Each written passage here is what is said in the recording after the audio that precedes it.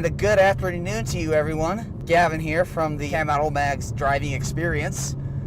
And we are here today to experience Vincent Meyer's 2013 Camaro ZL1. Now, this is no ordinary Camaro ZL1. There have been many magical things done to this car, such as a decatting of the headers, smaller pulley on the supercharger, and a tune, and I think other exhaust things. And intake.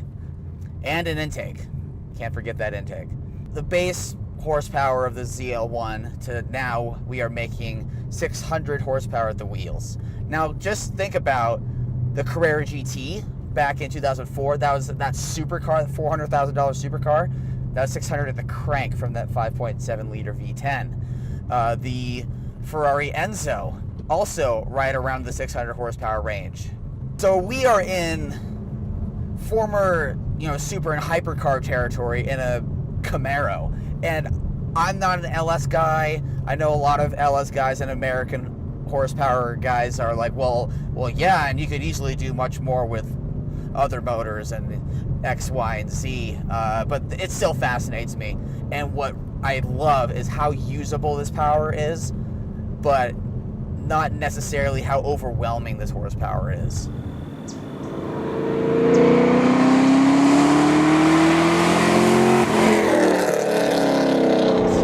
I mean, you could totally cruise on the freeway, hang out, not really care. You wouldn't notice that this car had 600 horsepower at the wheels. And then drop it a couple gears and throw down the hammer and you have your hair on fire, basically.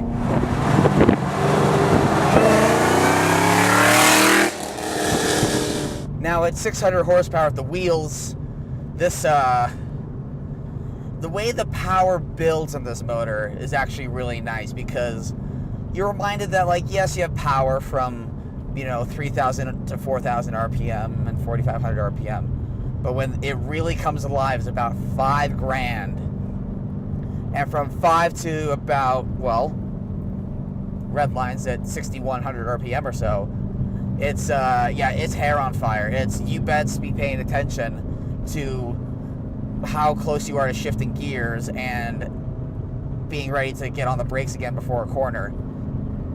This really is a car that you have to be like on your A game if you really want to toss it up some twisties.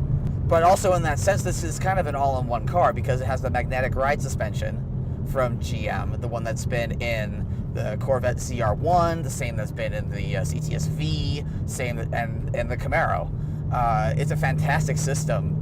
It holds corners really well, and it also absorbs bumps really well and mid-corner bumps. It's not quite 991 GT3 for me. I've driven one that blew my mind, but guess what? You can buy these on the used market for around $40K, as opposed to $150. So that's a pretty damn good value if you ask me. I will praise this car up and down all day long. I do have a couple gripes about the car. Like literally everyone has said, the rear visibility is just, you should just be going fast enough anyway that you don't need to look behind you. And if you need to back up, you have a backup camera, so you're set. We have huge pillars here in front, which going around some corners, if you need to see around the corner, can make it a little tricky. It's not that's not the hugest issue. I've also never been a fan of GM interiors.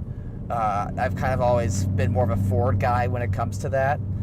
But really, those things are more subjective than anything else. If you can get around 5th generation Camaro interior, if you're already looking at something like this anyway, and if you don't mind having, frankly, atrocious rear visibility, then by all means, I implore you, go find one of these and go either drive it up a twisty road. You don't even need a twisty road. Just go blast on the freeway in this thing and we'll put a huge smile on your face.